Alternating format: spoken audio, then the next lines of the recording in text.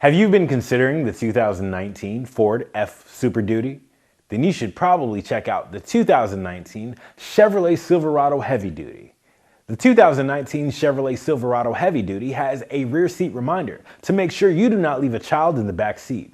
The Chevrolet Silverado HD has 7 gallons more fuel capacity.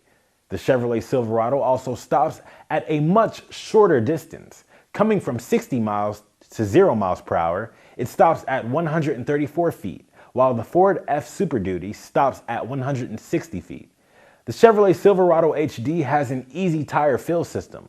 When inflating the tires, the vehicle's integrated tire pressure sensors keep track of the pressure as the tire fills. It tells the driver when the tires are inflated to the proper pressure. The Chevrolet Silverado HD has a much higher maximum payload capacity as well. Bluetooth wireless connectivity is standard on the Chevrolet Silverado HD. Come on down and see why you should choose the Chevrolet Silverado Heavy Duty over the 2019 Ford Super Duty. Take it out on one of our free 48-hour test drives.